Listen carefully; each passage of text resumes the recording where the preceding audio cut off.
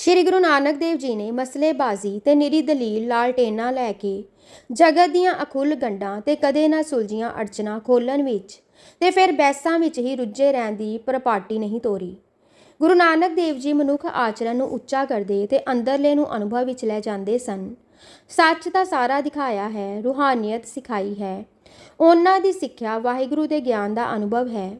ਉਸੇ ਵਿੱਚ ਫਿਲਸਫਾ ਵੀ ਹੈ, ਦਲੀਲ ਵੀ ਹੈ, ਪਰ ਨਾਮ, ਪ੍ਰੇਮ ਤੇ ਭਗਤੀ ਦੇ ਅਮਲੀ ਉੱਚੇ ਵਲਵਲੇ ਹਨ। ਫਿਰ ਉਹਨਾਂ ਨੇ ਬੁੱਧੀ ਤੋਂ ਅੱਗੇ ਸੁੱਧ ਜਾਂ ਸਿੱਧੀ ਦੇ ਵਿਸਮਾਦ ਦਾ ਪਤਾ ਦਿੱਤਾ ਹੈ, ਪਰ ਵਹਿਮੀ ਪੈਣਾ ਜਾਂ ਸੋਚੀ ਪੈ ਕੇ ਸੁਰਤ ਨੂੰ ਨਿਰਬਲ ਕਰਨਾ ਨਹੀਂ ਸਿਖਾਇਆ। ਫਿਰ ਆਪ ਆਖਸੋ ਅਸਾਂ ਕਿਉਂ ਫਿਲਾਸਫਰਾਂ ਵਿੱਚ ਗੁਰੂ ਨਾਨਕ ਦੇਵ ਜੀ ਦਾ ਜ਼ਿਕਰ ਚਲਾਇਆ ਹੈ? ਕੇਵਲ ਇਸ ਲਈ ਕਿ ਕਿਸੇ ਮਜ਼ਹਬ ਤੋਂ ਤੁਸੀਂ ਫਿਲਾਸਫੀ ਜਾਂ ਇਸ ਵਰਗੇ ਖਿਆਲਾਂ ਨੂੰ ਦੂਰ ਨਹੀਂ ਕਰ ਸਕਦੇ। ਜਾਂ ਤਾਂ ਮਜ਼ਹਬ ਕਿਸੇ ਇੱਕ ਫਿਲਾਸਫੀ ਤੇ ਚੱਲਦਾ ਹੈ ਜਾਂ ਮਜ਼ਹਬ ਤੋਂ ਫਿਲਸਫਾ ਮੋਲ ਪੈਦਾ ਹੁੰਦਾ ਹੈ। ਕਿਸੇ ਨਾ ਕਿਸੇ ਤਰ੍ਹਾਂ ਦੋਹਾਂ ਦਾ ਕੁਛ ਨਾ ਕੁਛ ਤਾਅਲੁਕ ਜ਼ਰੂਰੀ ਹੁੰਦਾ ਹੈ। ਅਸਲ ਵਿੱਚ ਦਰੁਸਤ ਅਰਥਾਂ ਵਿੱਚ ਫਿਲਾਸਫੀ ਹੈ ਹੀ ਧਾਰਮਿਕ ਅਵਸਥਾ ਦੀ ਯਥਾਰਥ ਸਮਝ ਦਾ ਨਾਉਂ। ਧਰਮ ਜਾਂ ਮਜ਼ਹਬ ਅਮਲੀ ਜੀਵਨ ਦੇ ਧਰਮ ਦਾ ਦਾਰਸ਼ਨਿਕ ਪਹਿਲੂ ਹੈ। ਫਿਲਸਫਾ ਅਰਥਾਤ ਉਸ ਧਰਮ ਦੀ ਸੋਝੀ। ਬੁੱਧ ਜੀ ਨੇ ਪਵਿੱਤਰਤਾ ਸਿਖਾਈ, ਪਰ ਵਿੱਚੋਂ ਉਹਨਾਂ ਦੀ ਵੱਖਰੀ ਫਿਲਾਸਫੀ ਬਣ ਗਈ। ਜੈਦੇਵ ਤੇ ਗੌਰੰਗ ਨੇ ਕ੍ਰਿਸ਼ਨ ਦੀ ਪ੍ਰੀਤ ਵਿੱਚ ਸੰਗੀਤਕ ਲਹਿਰਾਓ ਖਾ ਕੇ ਪ੍ਰੇਮ ਜੀਵਨ ਪੈਦਾ ਕੀਤਾ, ਪਰੰਤੂ ਰਾਮਾਨੁਜ ਤੇ ਹੋਰ ਆਚਾਰਜਾਂ ਨੇ ਦਵੈਤ ਅਦਵੈਤ ਦੀ ਫਿਲਾਸਫੀ ਦਾ ਮੰਦਰ ਰਚਿਆ। ਇਸ ਕਰਕੇ ਅਸੀਂ ਅੱਜ ਦੇਖਣਾ ਹੈ ਕਿ ਸਮੁੱਚੇ ਤੌਰ ਤੇ 5-6 ਹਜ਼ਾਰ ਬਰਸ ਵਿੱਚ ਜੋ ਕੁਝ ਫਿਲਾਸਫੀ ਦੇ ਨਾਮ ਹੇਠ ਬਣਿਆ ਹੈ, ਕਾਂਟ ਨਾਮੇ ਫਿਲਾਸਫਰ ਨੇ ਇਸ ਦੀ ਇੱਕ ਅਨੋਖੇ ਤਰਜ਼ ਦੀ ਵਿਆਖਿਆ ਕੀਤੀ ਹੈ। ਗੁਰੂ ਨਾਨਕ ਦੀ ਮੱਤ ਸੁਮਤ ਸਾਨੂੰ ਉਸ ਦੇ ਸੰਬੰਧ ਵਿੱਚ ਕਿੱਥੇ ਕੂਲੇ ਜਾਂਦੀ ਹੈ? ਕਾਂਟ ਦੀ ਸਮਝ ਇੱਥੇ ਆਈ ਹੈ ਕਿ ਸਾਡੇ ਮਨ ਦੀ ਅਸਲੀ ਬਨਾਵਟੀ ਦਸ਼ਾ ਦੇਸ਼ ਕਾਲ ਨਿਮਿਤ ਨਾਲ ਬਣੀ ਹੈ। ਅਰਥਾਤ ਅਸੀਂ ਕਿਸੇ ਐਸੇ ਖਿਆਲ ਨੂੰ ਖਿਆਲ ਹੀ ਨਹੀਂ ਕਰ ਸਕਦੇ ਜਿਸ ਵਿੱਚ ਸਮੇਂ ਦਾ ਖਿਆਲ, ਦੇਸ਼ ਅਰਥਾਤ ਵਿੱਥ ਦਾ ਖਿਆਲ ਨਾ ਹੋਵੇ, ਜਿਸ ਵਿੱਚ ਕਾਰਨ ਦਾ ਪ੍ਰਭਾਵ ਮੌਜੂਦ ਨਾ ਹੋਵੇ। ਪਹਿਲੇ ਫਿਲਾਸਫਰਾਂ ਦਾ ਖਿਆਲ ਸੀ ਕਿ ਦਿਸਣ ਵਾਲਾ ਸੰਸਾਰ ਦੇਸ਼ ਕਾਲ ਨਿਮਿਤ ਵਿੱਚ ਹੈ, ਪਰ ਹੁਣ ਕਾਂਟ ਆਦਿ ਸਿਆਣਿਆਂ ਨੇ ਮੰਨਿਆ ਹੈ ਕਿ ਦੇਸ਼ ਕਾਲ ਨਿਮਿਤ ਸਾਡੇ ਮਨ ਦੀ ਸਰਿਸ਼ਤ ਵਿੱਚ ਹੈ। ਸਾਡਾ ਮਨ ਇਹਨਾਂ ਨਾਲ ਉਪਾਦਿਤ ਹੈ। ਇਸ ਦੀ ਪਹਿਲੀ ਦਸ਼ਾ ਇਹੋ ਹੈ। ਦੂਜਾ ਖਿਆਲ ਇਹ ਹੈ ਕਿ ਜਦ ਸਾਨੂੰ ਸੁੰਦਰਤਾ ਦਾ ਝਲਕਾ ਵੱਜੇ ਤਦੋਂ ਸਾਡਾ ਮਨ ਥੋੜੇ ਕਾਲ ਲਈ ਅਡੋਲ ਜਾਂ ਗੁੰਮ ਹੋ ਜਾਂਦਾ ਹੈ, ਅਰਥਾਤ ਆਪਣੇ ਸੋਚਣ, ਜਾਣਨ, ਪ੍ਰਤੀਤ ਕਰਨ ਦੇ ਤਰ੍ਹੇ ਕੰਮ ਛੱਡ ਦਿੰਦਾ ਹੈ। ਉਸ ਵੇਲੇ ਸਾਡੀ ਜੋ ਦਸ਼ਾ ਹੁੰਦੀ ਹੈ, ਇੱਕ ਤਰ੍ਹਾਂ ਦਾ ਰਸ ਦਾ ਅਨੁਭਵ ਹੁੰਦਾ ਹੈ। ਇਸ ਵੇਲੇ ਅਗੰਮ, ਅਕੈ, ਅਥਾਹ, ਪਾਰ ਬ੍ਰਹਮ ਅਵਸਥਾ ਵਿੱਚ ਸਾਡੀ ਝਾਤ ਪੈਂਦੀ ਹੈ, ਪਰ ਇਹ ਦਸ਼ਾ ਖਿੰਨ ਭੰਗਰ ਹੁੰਦੀ ਹੈ, ਲਗਾਤਾਰ ਨਹੀਂ ਹੁੰਦੀ। ਜਦ ਤੱਕ ਸਾਡਾ ਮਨ ਦੇਸ਼ ਕਾਲ ਨਿਮਿਤ ਵਿੱਚ ਹੈ, ਰੱਬ ਨੂੰ ਨਹੀਂ ਜਾਣ ਸਕਦਾ, ਕਿਉਂਕਿ ਉਹ ਦੇਸ਼ ਕਾਲ ਵਿੱਚ ਆ ਨਹੀਂ ਸਕਦਾ। ਉਸ ਦਾ ਖਿਆਲ ਉਹ ਮਨ ਨਹੀਂ ਕਰ ਸਕਦਾ ਜੋ ਦੇਸ਼ ਕਾਲ ਬਿਨਾਂ ਕੋਈ ਖਿਆਲ ਹੀ ਨਹੀਂ ਕਰ ਸਕਦਾ। ਹੁਣ ਆਓ ਗੁਰੂ ਨਾਨਕ ਦੇਵ ਜੀ ਦੇ ਪ੍ਰਤੱਖ ਵਰਤੋਂ ਤੇ ਕਰਕੇ ਦੱਸ ਦੇਣ ਤੇ ਪੁਚਾ ਦੇਣ ਵਾਲੇ ਅਮਲੀ ਜੀਵਨ ਵੱਲ। ਜਾਪਦਾ ਹੈ ਕਿ ਉਹਨਾਂ ਨੂੰ ਇਹ ਸਾਰੀ ਸੋਝੀ ਸੀ, ਪਰ ਅਮਲੀ ਆਤਮਕ ਤਰੀਕੇ ਨਾਲ ਸੀ ਤੇ ਪ੍ਰਤੱਖ ਸੀ। ਚੁਨਾਂਚੀ ਉਹਨਾਂ ਨੇ ਉਸ ਰੱਬ ਨੂੰ ਜੋ ਸੁੰਦਰਤਾ ਦੇ ਝਲਕਾਰੇ ਤੋਂ ਸਾਡੇ ਵਿੱਚ ਸਮਾਧੀ ਅਵਸਥਾ ਜਾਂ ਦੇਸ਼ ਕਾਲ ਨਿਮਿਤ ਤੋਂ ਉਚੇਰੀ ਅਵਸਥਾ ਪੈਦਾ ਕਰਦਾ ਹੈ, ਵਿਸਮਾਦ ਹੇਠ ਵਰਣਨ ਕੀਤਾ ਹੈ। ਇੱਥੇ ਵਿਸਤਾਰ ਦਾ ਸਮਾਂ ਨਹੀਂ। ਸ੍ਰੀ ਗੁਰੂ ਗ੍ਰੰਥ ਸਾਹਿਬ ਤੇ ਭਾਈ ਗੁਰਦਾਸ ਜੀ ਦੀ ਬਾਣੀ ਵਿੱਚ ਇਸ ਦਸ਼ਾ ਦੇ ਦਰਜਿਆਂ ਦਾ ਵੀ ਵਰਣਨ ਹੈ। ਵਿਸਮਾਦ ਇੱਕ ਉੱਚੀ ਅਵਸਥਾ ਹੈ ਜਿਸ ਤੋਂ ਸਾਨੂੰ ਪਾਰਲਾ ਅਨੁਭਵ ਛੋਹ ਜਾਂ ਗੋਤਾ ਮਿਲਦਾ ਹੈ। ਸਾਡੀ ਜਾਚੇ ਜਗਤ ਵਿੱਚ ਪਹਿਲੇ ਦਾਨੇ ਗੁਰੂ ਨਾਨਕ ਦੇਵ ਜੀ ਹੋਏ ਹਨ, ਜਿਨ੍ਹਾਂ ਨੇ ਅੱਜ ਤੋਂ 450 ਬਰਸ ਪਹਿਲਾਂ ਵਿਸਮਾਦ ਦਾ ਅਨੁਭਵ ਕਰਕੇ ਇਸ ਦਾ ਹਾਲ ਵਰਣਨ ਕੀਤਾ ਹੈ। ਫਿਰ ਮਸਲੇਬਾਜ਼ੀ ਜਾਂ ਦੇਸ਼ ਕਾਲ ਨਿਮਿਤ ਦੀ ਵਿਚਾਰ ਦਾ ਵਿਸਤਾਰ ਤਾਂ ਬਿਆਨ ਨਹੀਂ ਕੀਤਾ, ਪਰੰਤੂ ਅਮਲੀ ਤਰੀਕਾ ਜੋ ਸਾਈਂ ਪ੍ਰਾਪਤੀ ਦਾ ਗੁਰੂ ਜੀ ਨੇ ਦੱਸਿਆ ਹੈ, ਉਹ ਫਿਲਾਸਫੀ ਦੇ ਇਸ ਨੁਕਤਾ ਖਿਆਲ ਤੋਂ ਦੇਸ਼ ਕਾਲ ਨਿਮਿਤ ਤੋਂ ਆਜ਼ਾਦ ਕਰਕੇ ਆਤਮਾ ਨੂੰ ਨਿੱਜ ਘਰ ਨੂੰ ਲਿਜਾਣ ਵਾਲਾ ਹੈ।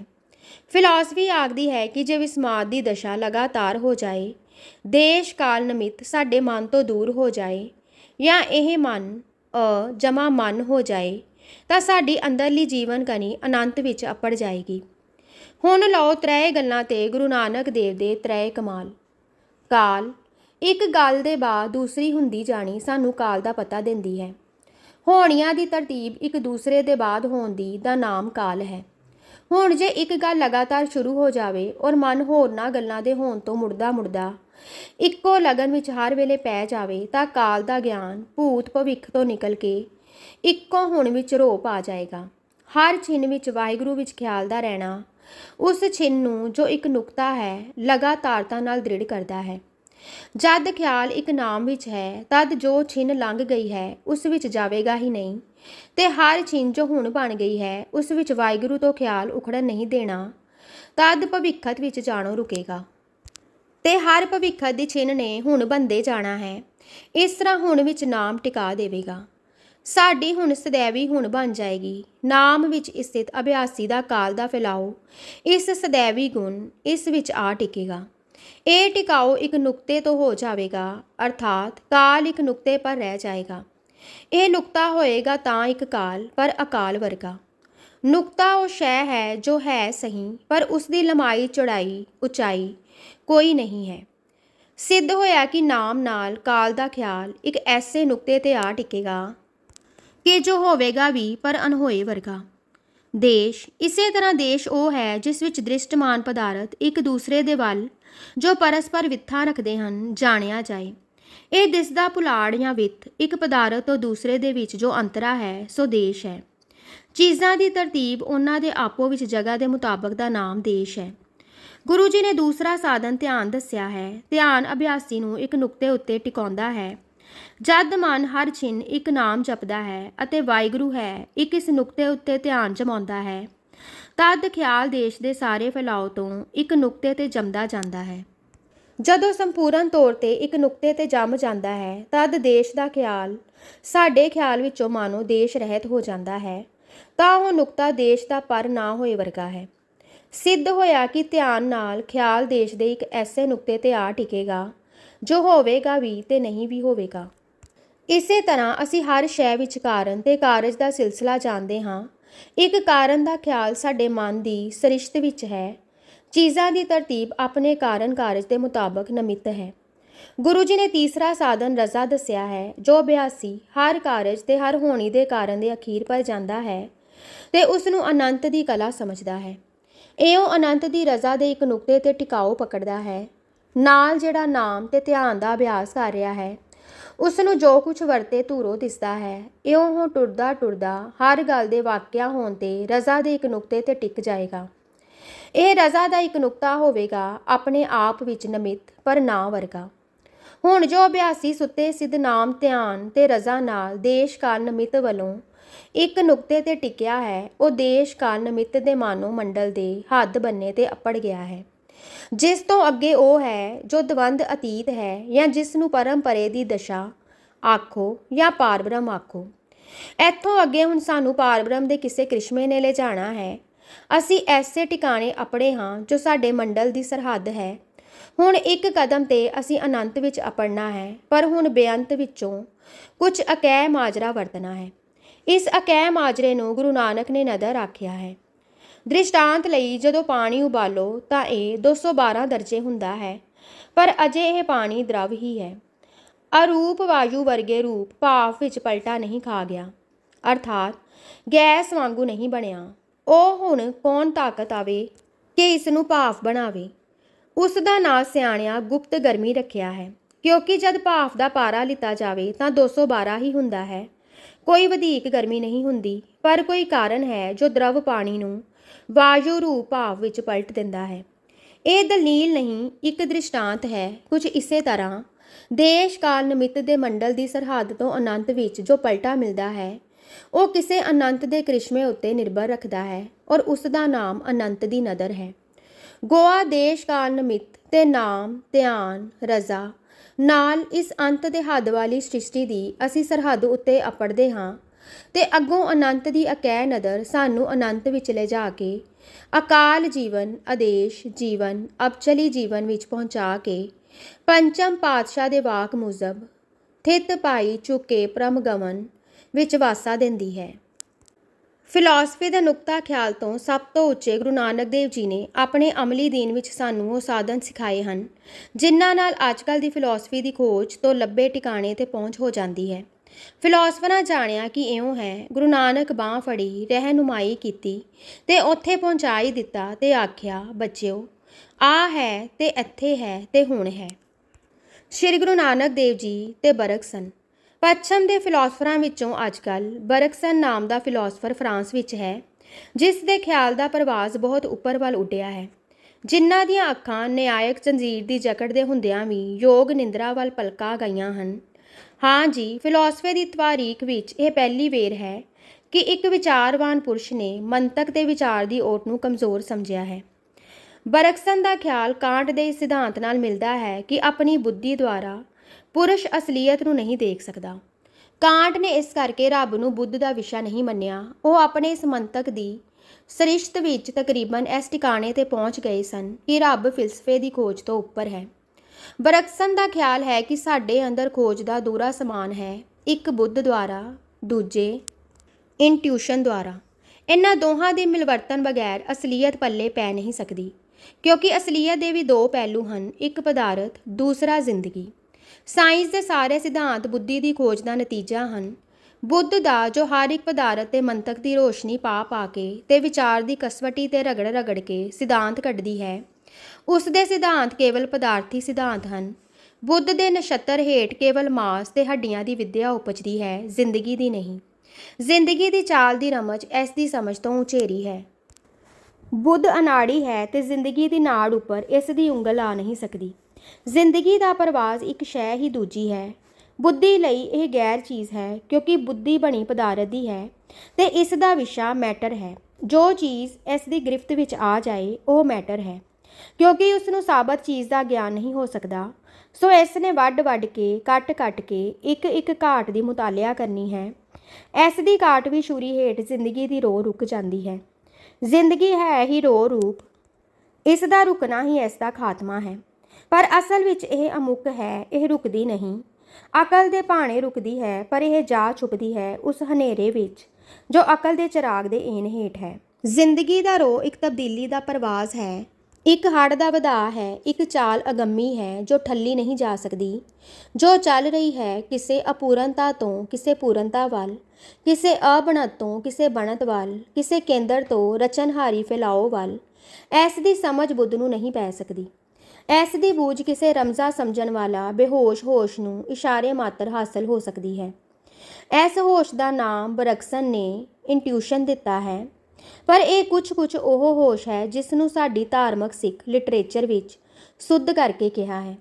ਬਰਕਸਨ ਦਾ ਸਾਰਾ ਜ਼ੋਰ ਇਸ ਗੱਲ ਤੇ ਲੱਗਾ ਹੈ ਕਿ ਜੇ ਇਸ ਦਿਸਦੇ ਦੀ ਅਸਲੀਅਤ ਦੇ ਦਰਸ਼ਨ ਕਰਨੇ ਹਨ ਤਾਂ ਸੁੱਧ ਦੀ ਬੇਹੋਸ਼ ਹੋਸ਼ ਆਪਣੇ ਵਿੱਚ ਪੈਦਾ ਕਰਨੀ ਚਾਹੀਦੀ ਹੈ। ਉਸ ਦਾ ਖਿਆਲ ਹੈ ਕਿ ਫਿਲਸਫੇ ਦੀ ਸਾਰੀ ਖੋਜ ਬੁੱਧ ਨਾਲ ਨਹੀਂ ਬਲਕਿ ਸੁੱਧ ਨਾਲ ਹੋਣੀ ਚਾਹੀਦੀ ਹੈ। ਇਹ ਸੁੱਧ ਕਿਸ ਤਰ੍ਹਾਂ ਅੰਦਰ ਪੈਦਾ ਹੋਵੇ, ਇਸ ਗੱਲ ਦਾ ਬਰਕਸਨ ਨੂੰ ਪਤਾ ਨਹੀਂ ਲੱਗਾ। ਉਸਨੇ ਇਸ਼ਾਰੇ ਮਾਤਰ ਕਿਹਾ ਹੈ ਕਿ ਸੁੱਧ ਦਾ ਗਿਆਨ ਦਿਸਣਹਾਰ ਦੀ ਵਿਦਿਆ ਦੇ ਸਾਧਨ ਤੋਂ ਪ੍ਰਾਪਤ ਹੋ ਸਕਦਾ ਹੈ। ਇੱਥੋਂ ਸਾਫ਼ ਜ਼ਾਹਰ ਹੈ ਕਿ ਬਰਕਸਨ ਦੀ ਸੁੱਧ ਬੁੱਧ ਦੀ ਹੀ ਇੱਕ ਸਾਥਨ ਚੀਜ਼ ਹੈ, ਪਰ ਜ਼ਰਾ ਉਚੇਰੀ।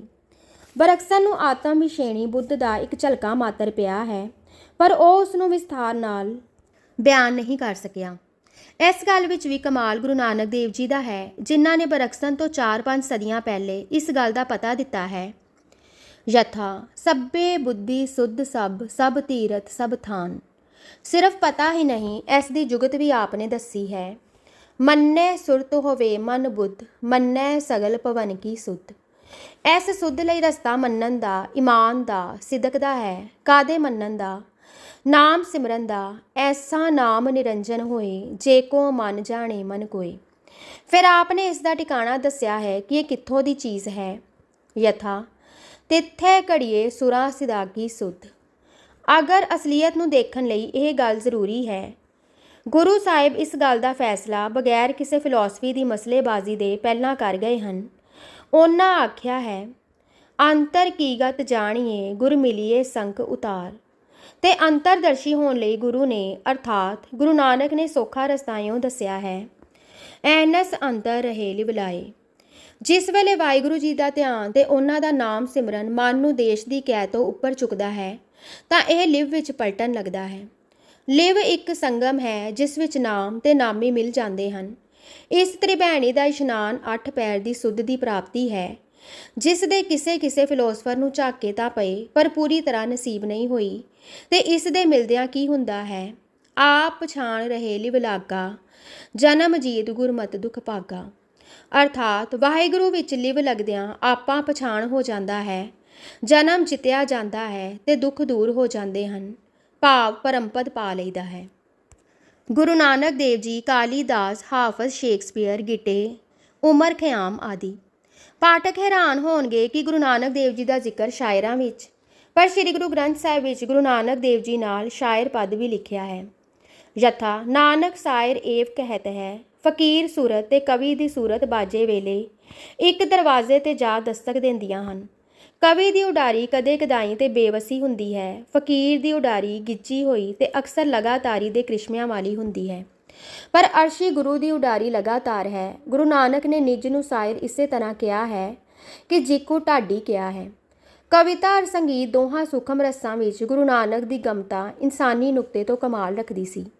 ਉਹਨਾਂ ਦੀ ਸਾਰੀ ਬਾਣੀ ਰਾਗ ਵਿੱਚ ਹੈ। ਮਰਦਾਨੇ ਦੇ ਨਾਲ ਰਹਿਣਾ, 6 ਤਾਰਾ ਰਬਾਬ, ਆਪਣੀ ਮਨ ਮੰਨੀ ਕਾਢ ਦਾ ਇੱਕ ਨਵੀਂ ਤਰਜ਼ ਦਾ ਬਣਾਉਣਾ ਉਹਨਾਂ ਦੇ ਇਸ ਕਮਾਲ ਦੀ ਸਾਖ ਹੈ।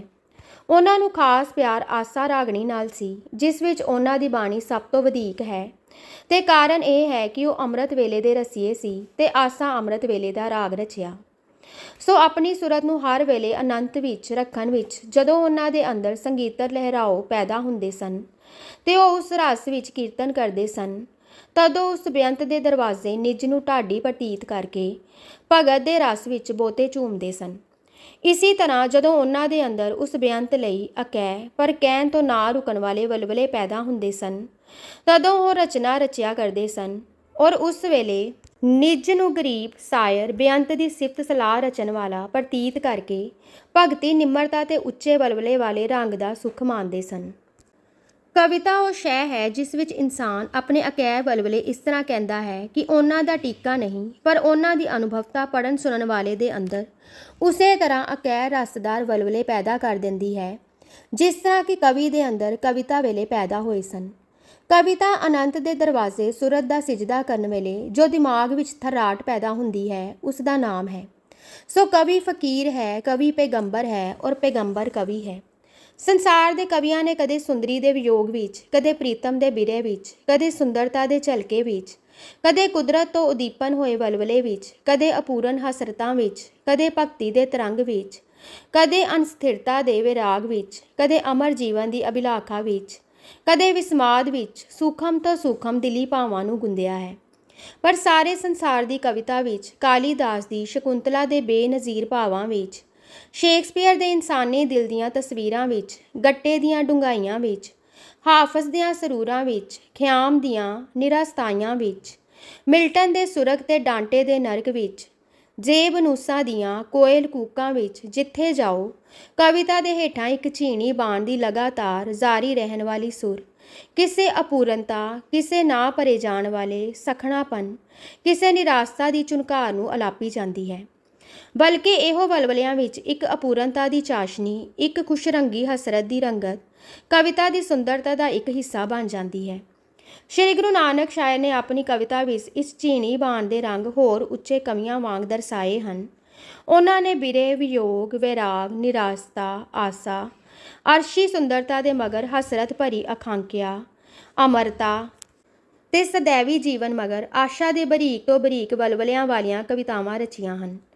ਹਾਂ ਜੀ, ਸਿਆਲ ਬੀਤੇ ਹੁਨਾਲ ਚੜ੍ਹਦੇ ਕੇਵਲ ਮੌਸਮ ਤਬਦੀਲੀ ਤੋਂ ਦਿਲ ਡੁੱਲ ਜਾਣ ਵਾਲੇ ਬਰੀਕ ਵਲਵਲੇ ਤੱਕ ਨੂੰ ਵੀ ਅੰਦਰੋਂ ਦੇਖ ਲਿਆ ਤੇ ਵਰਣਨ ਕਰ ਦਿੱਤਾ ਹੈ। ਆਗੇ ਕਾਮ ਪਿੱਛੇ ਰੁੱਤ ਜਾਡਾ ਦੇਖ ਚਲਤ ਮਨ ਡੋਲੇ। ਆਪ ਨੇ ਭੈ ਤੇ ਭਾਵ ਦੇ ਨਕਸ਼ੇ ਖਿੱਚੇ ਹਨ, ਨਿਰਮਲ ਭੈ ਦੇ ਹਾਲ ਦੱਸੇ ਹਨ, ਪਰ ਉਹਨਾਂ ਦੀ ਕਵਿਤਾ ਦੇ ਹੇਠ ਲਗਾਤਾਰ ਨਿੱਕੀ ਨਿੱਕੀ ਮਿੱਠੀ ਮਿੱਠੀ ਜਾਰੀ ਸੁਰ ਯਕੀਨੀ ਆਸ ਦੀ ਹੈ। ਸੁੰਦਰਤਾ ਦੇ ਗੀਤ ਜੋ ਅਪੂਰਨਤਾ ਦੀ ਝਰਨਾੜ ਛੇੜ ਕੇ ਕਲੇਜੇ ਵਿੱਚ ਇੱਕ ਸਖਣਾਪਨ ਛੱਡ ਜਾਂਦੇ ਹਨ, ਗੁਰੂ ਨਾਨਕ ਦੇਵ ਜੀ ਦੀ ਦੈਵੀ ਕਵਿਤਾ ਵਿੱਚ ਇੱਕ ਸਖਣਾਪਨ ਨਹੀਂ ਛੱਡ ਜਾਂਦੀ। ਕਵਿਤਾ ਦਾ ਇਹ ਕਮਾਲ ਸਾਨੂੰ ਸਾਰੇ ਸੰਸਾਰ ਦੇ ਕਵੀਆਂ ਵਿੱਚੋਂ ਇੱਕ ਗੁਰੂ ਨਾਨਕ ਦੇਵ ਜੀ ਦੀ ਰਚਨਾ ਵਿੱਚ ਹੀ ਨਜ਼ਰ ਆਇਆ ਹੈ। ਕਵਿਤਾ ਦੀ ਇਹ ਛਟੀ ਰਾਤ ਦੀ ਭੁੱਖ ਇਸ ਕਾਮਲ ਕਵੀਆਂ ਦੇ ਸਿਰਤਾਜ ਨੇ ਪੂਰੀ ਕੀਤੀ ਹੈ। ਇੱਥੇ ਹੁਣ ਵਿਸਤਾਰ ਦਾ ਸਮਾਂ ਨਹੀਂ, ਪਰ ਸਾਨੂੰ ਦਿਸਦਾ ਹੈ ਕਿ ਗੁਰੂ ਨਾਨਕ ਦੇ ਦਿਲ ਦਾ ਲਗਾਤਾਰ ਲਗਾਓ ਜੋ ਅਨੰਤ ਵਿੱਚ ਯਕੀਨੀ ਦਰਜੇ ਦਾ ਹਰ ਪਲ ਰਹਿੰਦਾ ਸੀ, ਇਸੇ ਲਗਾਓ ਨੇ ਬੇਅੰਤ ਸੁੰਦਰਤਾ ਦੇ ਉਸ ਚਸ਼ਮੇ ਨਾਲ ਲਗਾਤਾਰ ਬੁੱਲ ਲਗਾ ਛੱਡੇ ਸਨ। ਉਸ ਲਗਾਓ ਨੇ, ਹਾਂ ਅਨੰਤ ਦੇ ਅਟੁੱਟ ਲਗਾਓ ਨੇ, ਉਹਨਾਂ ਦੀ ਕਵਿਤਾ ਵਿੱਚ ਉਸ ਅਨੰਤ ਵਿੱਚੋਂ ਸੁਰਤ ਵਿੱਚ ਹਰ ਛਿਨ ਪੀਤੇ ਜਾ ਰਹੇ ਅੰਮ੍ਰਿਤ ਦੀਆਂ ਬੂੰਦਾਂ ਪਾ ਦਿੱਤੀਆਂ, ਜਿਸ ਨਾਲ ਕਵਿਤਾ ਦੀ ਅਤ੍ਰਿਪਤ ਆਕਾਂਖਿਆ ਤ੍ਰਿਪਤੀ ਦੀ ਝਲਕ ਮਾਰ ਉੱਠੀ। ਹਰੇਕ ਕਵੀ ਦੇ ਅੰਦਰਲੇ ਵਲਵਲੇ ਉਸ ਅਨੰਤ ਕਾਲ ਜਾਂ ਅਨੰਤ ਤੋਂ ਬਣੇ ਸੁੰਦਰਤਾ ਦਰਸਾਉਣ ਵਾਲੇ ਕੁਦਰਤ ਦੇ ਰੰਗਾਂ ਨਾਲ ਠੋਕਰ ਖਾ ਕੇ ਸदैवी ਬੁੱਲ ਲਾ ਕੇ ਉਸ ਸੂਖਮ ਰਸ ਨੂੰ ਨਹੀਂ ਪੀ ਸਕਦੇ। ਕਵੀ ਬੁੱਲ ਨੇੜੇ ਲੈ ਜਾਂਦੇ ਹਨ, ਰਸ ਚੱਖਦੇ ਹਨ, ਪਰ ਚੰਚਲ ਭੰਬੀਰੀ ਵਾਂਗੂ ਜੋ ਫੁੱਲਾਂ ਦੇ ਉਧਾਲੇ ਘੁੰਮਦੀ ਹੈ ਤੇ ਬੈਠ ਨਹੀਂ ਸਕਦੀ। ਵਿੱਥ ਤੇ ਰਹਿੰਦੇ ਹਨ। ਇਹ ਵਿੱਥ ਉਹਨਾਂ ਦੀ ਰਚਨਾ ਵਿੱਚ ਹਸਰਤ ਦੀ, ਆਕਾਂਖਿਆ ਦੀ, ਕਿਸੇ ਅਪੂਰਨਤਾ ਦੀ, ਕਿਸੇ ਸਖਣੇਪਨ ਦੀ ਚਾਸ਼ਨੀ ਦੇ ਦਿੰਦੀ ਹੈ। ਗੁਰੂ ਨਾਨਕ ਦੇ ਵਲਵਲੇ ਵੀ ਉੱਠਦੇ ਹਨ, ਵਿੱਥ ਵਿੱਚ ਰਹਿ ਕੇ ਲਗਨ ਤੇ ਮੇਲ ਤੜਫਣੀ ਦੇ ਸਵਾਦ ਚੱਖਦੇ ਹਨ, ਪਰ ਸਦਾ ਹਸਰਤ ਭਰੀ ਵਿੱਥ ਤੇ ਨਹੀਂ ਰਹਿ ਜਾਂਦੇ। ਸदैवी ਲਗਨ ਨਾਲ ਆਪਣੇ ਅੰਮ੍ਰਿਤ ਚਸ਼ਮੇ ਨਾਲ ਲੱਗੇ ਰਹਿੰਦੇ ਹਨ। ਜੇ ਵਿਛੜਦੇ ਹਨ ਤਾਂ ਇਤਨਾ ਜਿਤਨਾ ਮਾਂ ਦੀ ਗੋਦ ਵਿੱਚ ਪਿਆ ਬਾਲ ਦੁੱਧ ਚੁੰਘਣਾ ਛੱਡੇ ਤੇ ਮਾਂ ਦੇ ਮੂੰਹ ਵੱਲ ਤੱਕਦਾ ਤੇ ਮੁਸਕਰਾਉਂਦਾ ਹੈ, ਪਰ ਦੁੱਧ ਪੀਂਦਾ ਜਾਂ ਨਾ ਪੀਂਦਾ ਗੋਦੀਓਂ ਬਾਹਰ ਨਹੀਂ ਹੁੰਦਾ। ਇੰਨਾ ਵਿਯੋਗ ਹੀ ਉਹਨਾਂ ਲਈ ਭਾਰੀ ਵਿਯੋਗ ਹੈ। ਉਸ ਅਨੰਤ ਦੀ ਗੋਦ ਦੇ ਮੰਡਲ ਦੇ ਅੰਦਰ ਅੰਦਰ ਰਹਿ ਕੇ ਗੁਰੂ ਨਾਨਕ ਦੇ ਸਾਰੇ ਬਿਰੇ ਵਿਯੋਗ, ਭੈ, ਨਿਰਾਸ਼ਾ, ਆਸਾ, ਆਕਾਂਖਿਆ, ਹਸਰਤੀ ਵਲਵਲੇ ਪੈਦਾ ਹੁੰਦੇ ਹਨ। ਉਹਨਾਂ ਵਿੱਚ ਕਵਿਤਾ ਦੇ ਸੂਖਮ ਤੋਂ ਸੂਖਮ ਹਾਵ ਭਾਵ, ਰੰਗ, ਸਾਏ ਤੇ ਚਾਸ਼ਨੀਆਂ ਹਨ। ਉਹ ਸਦਾ ਅਨੰਤ ਦੀ ਗੋਦ ਵਿੱਚ ਵਸਦੇ ਹਨ। ਉਹਨਾਂ ਵਿੱਚ ਨਿਰੰਤਰ ਆਸ, ਇੱਕ ਲਗਾਤਾਰ ਪੂਰਨਤਾ, ਇੱਕ ਸਵਾਦਲੀ ਮਿੱਠੀ ਪੱਕੀ ਆਸ ਦੀ ਝਰਨਾਟ, ਇੱਕ ਪਿਆਰੀ ਸੁਰ, ਇੱਕ ਪਿਆਰ ਭਰੀ ਗੂੰਜ ਹੈ, ਜੋ ਕਿਸੇ ਸੰਸਾਰ ਦੇ ਕਵੀ ਦੀ ਕਵਿਤਾ ਵਿੱਚ ਨਹੀਂ ਹੈ। ਇਸ ਕਰਕੇ ਅਸੀਂ ਗੁਰੂ ਨਾਨਕ ਵਿੱਚ ਸ਼ਾਇਰੀ, ਹਾਂਜੀ ਉੱਚੀ ਸੁੱਚੀ ਅਸਲੀ ਰੱਬੀ ਸ਼ਾਇਰੀ ਦਾ ਇੱਕ ਨਵਾਂ ਕਮਾਲ ਦੇਖਦੇ ਹਾਂ। ਐਸੇ ਕਰਕੇ ਗੁਰੂ ਨਾਨਕ ਦੀ ਸ਼ਾਇਰੀ ਨੂੰ ਲੋਕ ਕਵਿਤਾ ਨਹੀਂ ਕਹਿੰਦੇ, ਧੁਰ ਕੀ ਬਾਣੀ ਕਹਿੰਦੇ ਹਨ। ਔਰ ਨਾਨਕ ਸ਼ਾਇਰ ਨੂੰ ਗੁਰੂ ਨਾਨਕ ਦੇਵ ਸਭ ਤੋਂ ਵੱਡਾ ਪੈਗੰਬਰ, ਸਭ ਤੋਂ ਵੱਡਾ ਗੁਰੂ ਅਵਤਾਰ, ਜਾਣਨਹਾਰ ਤੇ ਸੁੱਤੇ ਗਿਆਨੀ ਆਖਦੇ ਹਨ ਤੇ ਧੁਰ ਕੀ ਬਾਣੀ ਸਾਖੀ ਭਰਦੀ ਹੈ। ਸਭ ਤੇ ਵੱਡਾ ਸਤਿਗੁਰੂ ਨਾਨਕ ਜਿਨ ਕਲ ਰਾਖੀ ਮੇਰੀ। ਵਾਹਿਗੁਰੂ ਜੀ ਕਾ ਖਾਲਸਾ, ਵਾਹਿਗੁਰੂ ਜੀ ਕੀ ਫਤਿਹ।